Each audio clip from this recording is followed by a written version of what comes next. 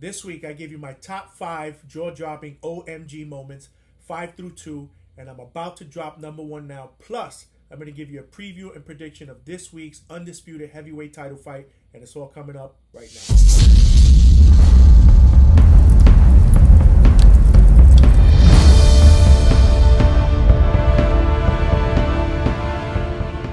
What's going on, everybody, and welcome back to the Hangout Spot, where you already know it's Real Talk Sports Talk, live from my other man cave. It's your boy Johnny, and let's talk boxing because, like I said in the intro this week on short videos, I gave you my top 5 jaw-dropping OMG boxing moments of all time. I gave you 5 through 2, and now I'm about to drop number 1. But before I do that, let's recap 5 through 2, starting with number 5. I had Big George Foreman, 46 years old, becomes the oldest heavyweight champion in boxing history by knocking out Michael Moore. At number 4, I had the infamous Mike Tyson biting Evander Holyfield's ear in their rematch. At number 3, I had Julio Cesar Chavez in controversial fashion stopping Meldrick Taylor in the last round with 2 seconds left. This was a fight that Meldrick Taylor was winning. He got up at the 8 count. Richard Steele stopped it. And that is a stoppage that people are still talking about today. At number 2, I have the knockout of the year. Manny Pacquiao gets put to sleep with a precision and pinpoint right hand by Juan Manuel Marquez in their 4th and final fight. Probably the most vicious knockout I've ever seen. So there you have it. Those are my top 4. And now here we go with number 1. Let's get a drum roll. And I got to be honest with you, in my opinion, I don't think there was a question that this, in my opinion, was the most jaw-dropping OMG moment I've ever seen in the history of boxing. I believe that this is the biggest upset in boxing history, and this one takes us back to February 11th, 1990, Tokyo Dome, the fight between then the baddest man on the planet, Mike Tyson, undefeated, against a 42-1 underdog named James Buster Douglas, who came into that fight at 29-4-1 with 19 knockouts. Buster Douglas was supposed to be a tune-up for Tyson, who was scheduled to fight Evander Holyfield if he had won that fight next. And at that point, Mike Tyson was on top of the boxing food chain. I mean, he was an absolute beast, a killer. Most fighters that he faced even before the fight were so intimidated and scared that they were timid in there, and he was just mowing people over. I mean, we all know, what type of power, what type of, explosiveness that Tyson had, with both the right and left hands.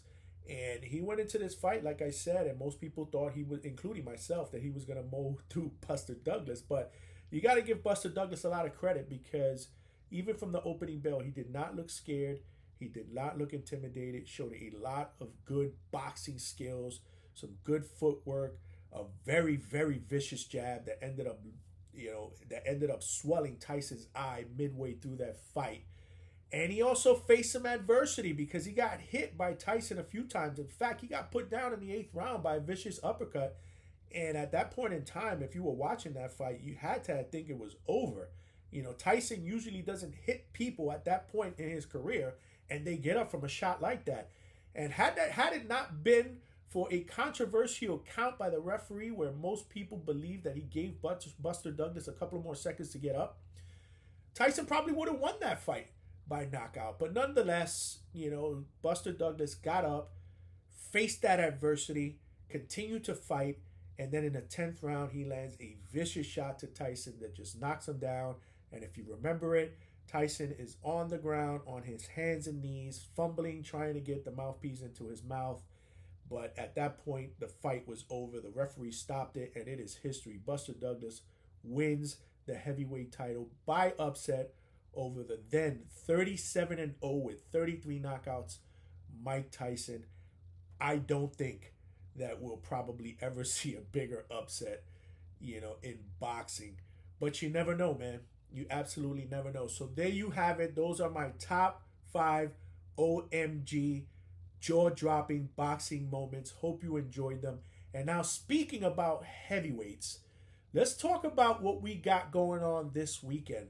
because for the first time since 1999, we have an undisputed heavyweight title fight with two guys who are undefeated fighting for 4 major titles.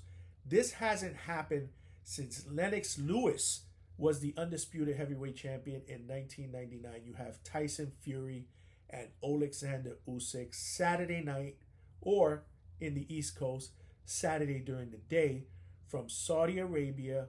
And this is going to be, in my opinion, a tremendous fight. This was a fight that was supposed to happen early in the year, if you remember, but Tyson Fury had to pull out because he suffered a cut in training. And now here we are, just 2 days away. Today was the final presser, and it was interesting because there weren't a lot of words that were said between both fighters. It was almost like, you know what, we're here, and now it's time for business. But as far as the fight, I'm reading a lot of stuff on social media where people are counting Tyson Fury out. And I think obviously it's because of his last performance against Francis Ngannou, MMA fighter. Did not look impressive at all. I mean, he was put down in that fight. In fact, most people thought he lost that fight. I thought he lost a close decision, but he was awarded the decision.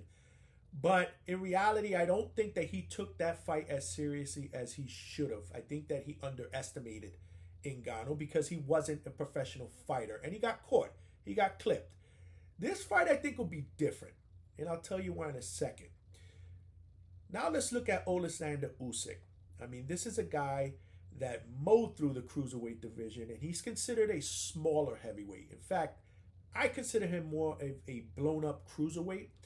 But make no mistake about it, man, this guy's boxing ability can't be questioned. I mean, look at what he did 2 fights against Anthony Joshua. Granted, I think Joshua fought the wrong fight. He was trying to outbox a masterful boxer instead of using, his strength, his power, and taking the fight to Usyk. It was almost like Usyk was taking the fight to him. And as both fights, went on, you saw Usyk, landing the more cleaner shots because he was a lot more confident in what he can do in the ring against Anthony Joshua. He was comfortable. At no point, in any of those 2 fights that I feel that Joshua made Usyk uncomfortable.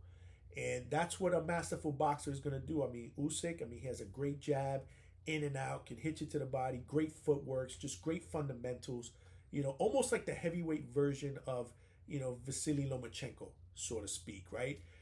But in this particular fight, I don't know if he's going to be able to take the fight to Tyson Fury in that fashion because Tyson Fury is the much bigger guy. And make no mistake about it, he's the stronger guy because he is the natural heavyweight. And Tyson Fury can box. If he's focused, he can box with Usyk. And most people will probably disagree with me, but I certainly think that he can box with Usyk. Tyson Fury, when he's in a groove, he'll move, he'll double up that jab and then land that monster right hand. Make no mistake about it. If he's able to do that and land that at Usyk, he may be able to hurt him. I'm not saying it's going to happen, but it's a possibility.